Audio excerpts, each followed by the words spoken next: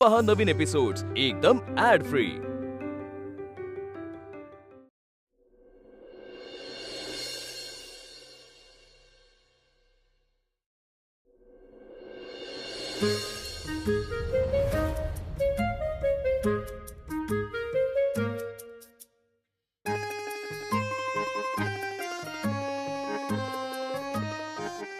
उर्मी, किती पसारा करतेस ग?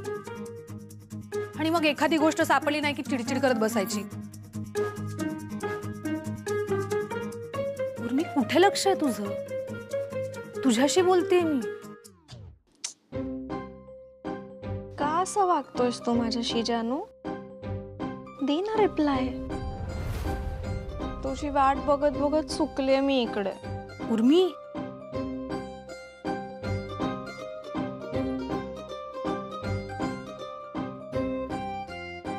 मला आत्ताच्या आत्ता तू भेट प्लीज।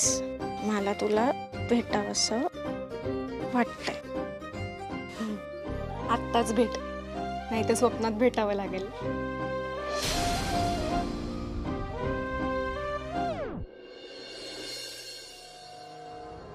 प्रभास, मी आज खूप खुश आहे।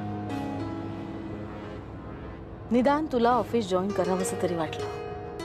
आता कळलं असेल ना तुला की मी सारखं सारखं तुझ्या मागे का लागले होते की बाबा ऑफिस लवकरात लवकर जॉईन कर। त्या खुर्चीवर योग्य माणसाने बसावं अशीच इच्छा आहे माझी। आत्मरूप विठ्ठला देह झाला पंढरी, जय घोष घुमू दे बोला बोला राम कृष्ण हरी।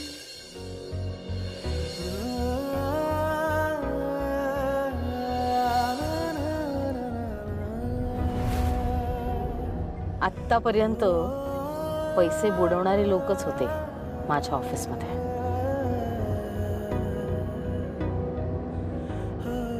स्वतःमध्ये कुठलीही धमक नसताना आडनावाच्या जोरावर पगार मिळवणारे लोक।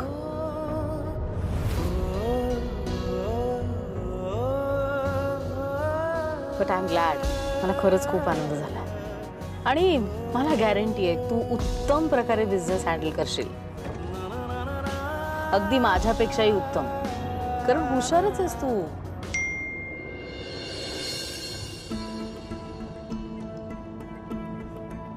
शार्प आहेस, तुला डील्स करता येतात।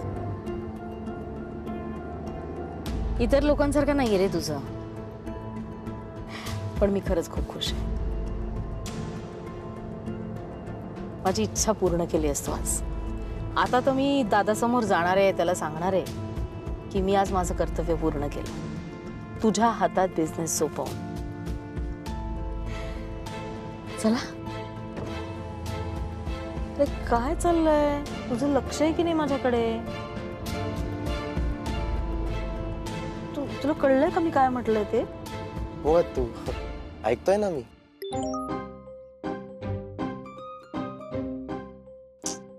फक्त स्माइली।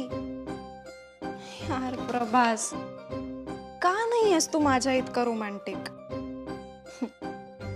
तुझ्याकडे बघून असं वाटतं तुझ्या इतकं प्रेम माझ्यावर कुणीच करू शकत नाही। मग व्यक्त का नाही करत? फक्त स्माइली। नाही उर्मी, बास हा, बास। तुझं अति होत चाललंय आता हे सगळं। तुला कळत का नाहीये? अगं तू फसवतीयस त्या मुलाला आणि मला अजिबात पटत नाहीये। मी ना आत्ताच्या आत्ता त्याला फोन करून सगळं खरं खरं सांग। ताई, तुझं काय आहे यार? हा प्रभास आणि माझ्यातला मॅटर आहे, मी बघून घेईन काय ते। तू लक्ष द्यायची काही गरज नाही। उर्मी, मला तो आवडतो आणि मला माहिती आहे त्याला पण मी आवडते। झालं? उर्मी, हे बघ, ऐक ना माझं प्लीज। अगं आत्ता आपलं वय ना काहीतरी करून दाखवायचंय। आपले बाबा, मामा, मामी, आत्या ह्या सगळ्यांच्या ना अपेक्षा आहेत आपल्याकडे। ओ हॅलो हॅलो हॅलो, माझं काय? हा, माझ्या अपेक्षा त्यांचं काय? ताई मला नाही जमणार सगळ्यांच्या अपेक्षा पूर्ण करणं. तू कर सगळ्यांच्या अपेक्षा पूर्ण. मला हवं तसं मी जगणार. आणि ताई मला नाही जमत तुझ्यासारखं चौकटीत राहायला. उर्मी, अगं तुला जी चौकट वाटते ना ते संस्कार आहेत आपले, आणि आपल्या संस्कारात खोटं बोलणं येत नाही.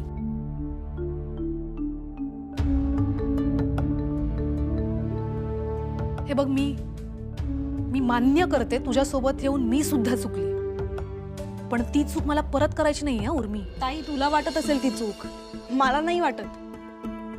आणि हे बघ, ह्या सगळ्यात ना मला काही प्रॉब्लेम वाटत नाहीये. ताई अगं मी चांगल्यासाठी खोटं बोलतेय. आणि तसं नाही केलं ना तर तूच विचार कर ना, प्रभास सारखा मुलगा माझ्या आयुष्यात येऊ शकेल का?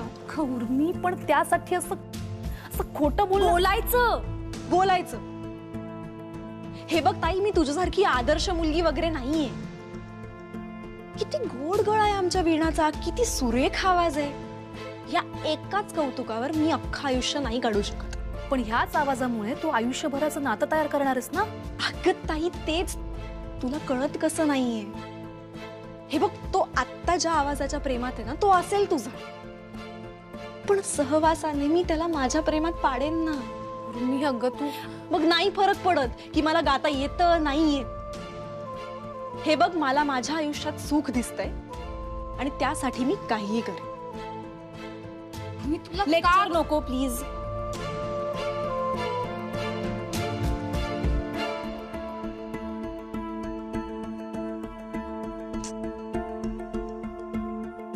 रिप्लाय का नाही देते?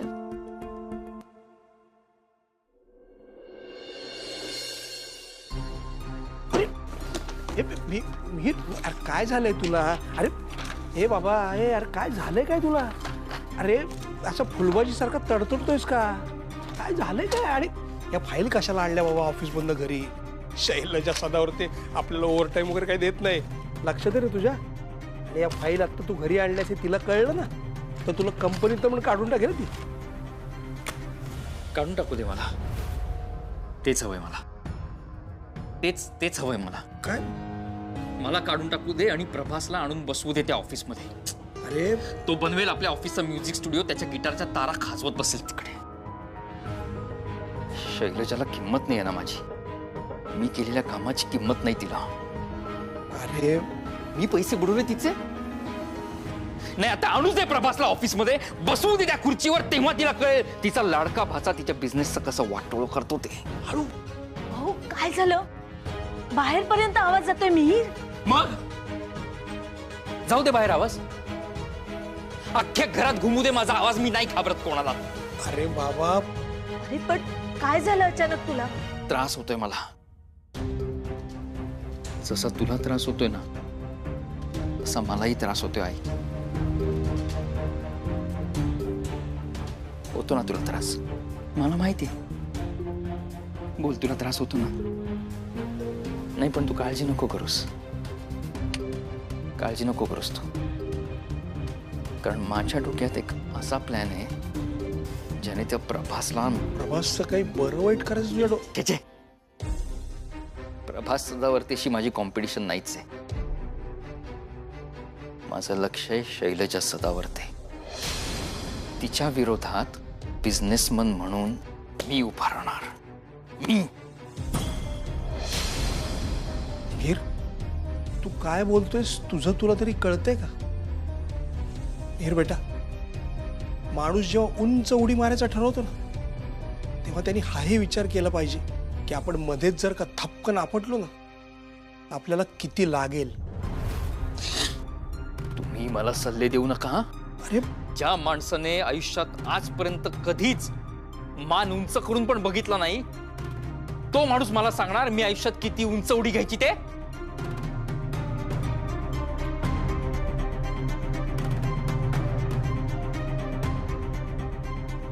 आता तुम्ही बघाच, शैलजा सदावर्तेला हरवण्यासाठी मी कुठल्या थराला जातो ते.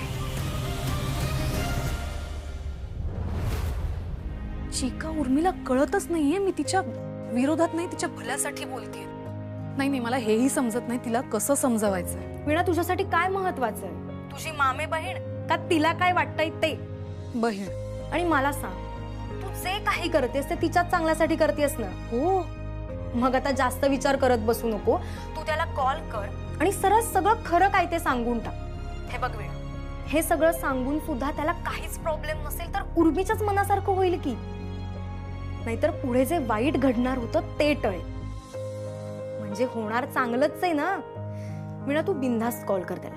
अगं हो, पण माझ्याकडे नाहीये त्याचा नंबर. आणि ह्या उर्मीकडे मागितला तर ती देणार आहे? अगं मग आत रूम मध्ये जा आणि तिच्या फोन मधून घे की त्याचा नंबर. तू वेडी आहेस का? असं कसं तिच्या मोबाईलला हात लावायचा आपण? ठीक आहे, मग जाऊ दे ना. तिला काय करायचं ते करू दे की. चिका, तू लगेच असं दुसरं टोक का गाठतीयस? आणि मी इथे टेन्शन मध्ये. तू प्लीज जरा शांतपणे बोल ना माझ्याशी. बरं बरं ठीक आहे. आता मी सांगते तसं कर. आत रूम मध्ये जा. शिखा ग, ते बघ, मला असं नाही तिला फसवायचं. वीणा, मी सांगते ते ऐक. तुला जर उर्मीचं चांगलं व्हायला हवं असेल ना तर आता ऐक माझं. आत रूम मध्ये जा आणि उर्मीचा फोन घे. ठीक आहे, थांब जरा, होल्ड कर.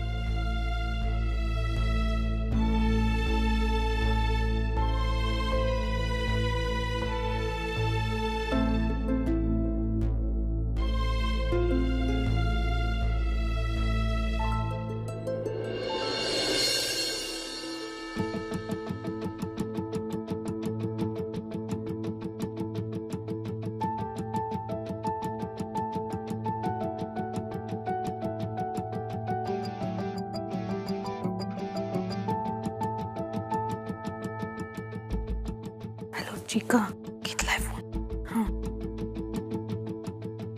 अगं ऐक ना, पासवर्ड आहे, लॉक्ड आहे फोन. मी सांगते तुला उर्मीचा पासवर्ड. मला सांग, पॅटर्न आहे का पिन आहे? पॅटर्न आहे. त्या मुलाचं नाव काय सांग? प्रभास. वीणा.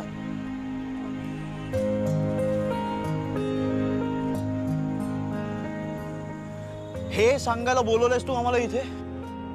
हजारदा ऐकून झालंय की तिच्या वीणाच्या आवाजाच्या समोर तुला बाकी काही दिसत नाही. आता बास नाही. पण आज जरा जास्तच झालंय यार अजय. अरे म्हणजे माझी आत्तू माझ्या समोर उभी आहे, माझ्याशी काहीतरी बोलते आणि मी वीणाच्या आवाजाचा, ती आपल्या बँड मध्ये जॉईन झाल्यानंतर आपण काय काय करू शकतो या सगळ्याचा विचार करतो. आता त्याला कळलं का रे? थँक गॉड तिला कळलं नाही.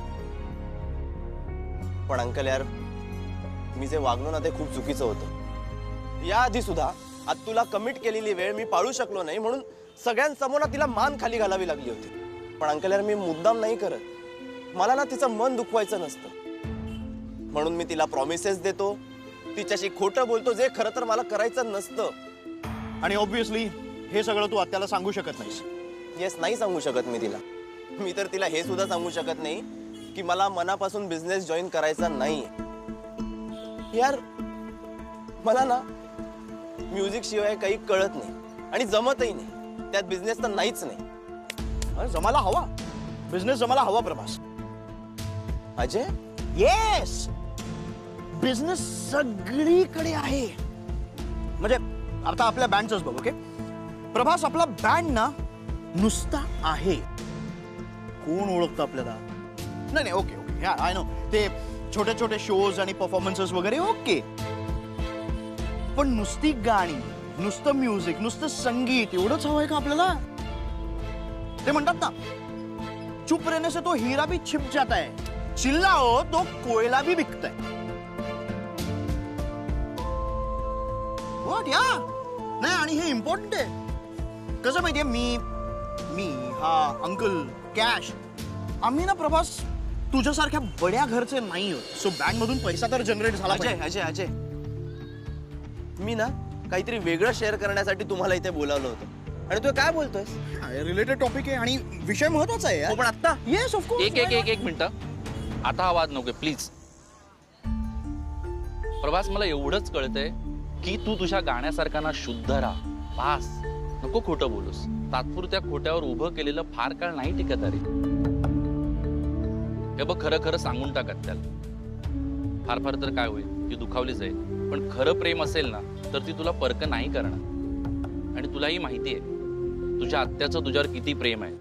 हा, ती माफ करेल तू. जसं मी तुला माफ केलंय, जसं मी तुझ्यावर प्रेम करतो. बघ ना प्रभास, तू इतक्या चुका केल्या आहेस पण मी माफ केलंय तुला. प्रभास प्रभास थांब, थांब.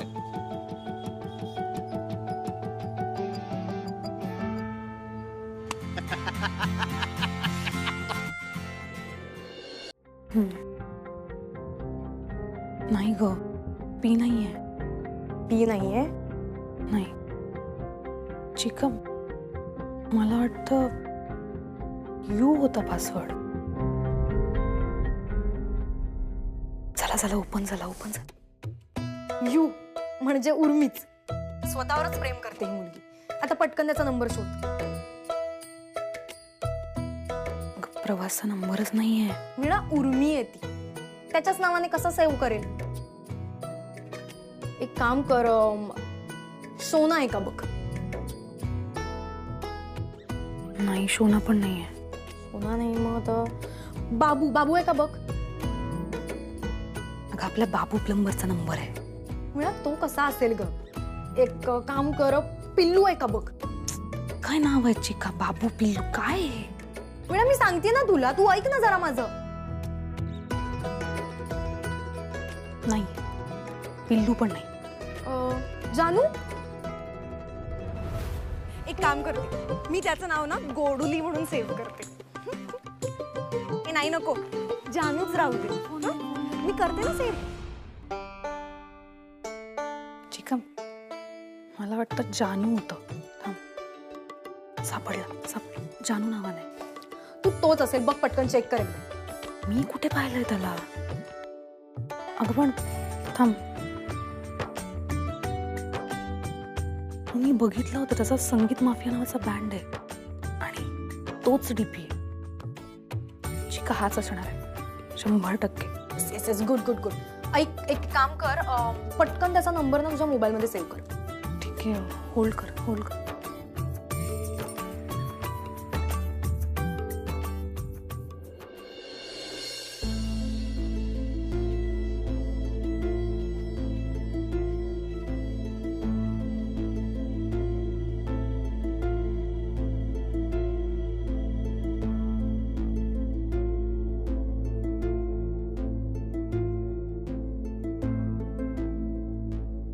चिका, घेतला मी नंबर. मग आता कॉल कर त्याला. ए ऐक ना, आत्ता नको, खूप लेट झालंय. मी उद्या सकाळी करते ना फोन. हां, ओके. बरं ऐक ना वीणा, बोल. मी तुझी एवढी मदत केली तर माझी एक हेल्प करशील का? चिका, आता मी तिथे येऊन मारू का तुला? का? काय बोलतेस तू? अगं तू मला मदत केली म्हणून मी तुला मदत करायची. हे सगळं कधीपासून आलंय आपल्यात? सॉरी. काय काम आहे बोल. अगं मी ज्या NGO साठी काम करते ना, त्यांच्याकडे पण त्यांची ऑर्डर आली आणि त्याचा ऍडव्हान्स घ्यायला मला उद्या जावं लागणार आहे. आणि नेमकं अगं कोर्टात पण उद्याच जावं लागतंय. तर तू प्लीज ऍडव्हान्स घ्यायला उद्या जाऊ शकशील का? हो आणते, पाठव ऍड्रेस, मी जाते. हा, मी तुला लगेच ऍड्रेस पाठवते. पण अगं थोडं लांब आहे, नाशिकला जावं लागणार आहे. अगं ठीक आहे, नाशिकला ना जाईन मी. तू ऍड्रेस पाठव, मी बघते. हो, मी तुला लगेच ऍड्रेस पाठवते. हां, चल bye, good night. Good night. आणि ऐक ना. हा, बोल ना. थँक्यू वीणा. बरं ठीक आहे, बाय बाय बाय.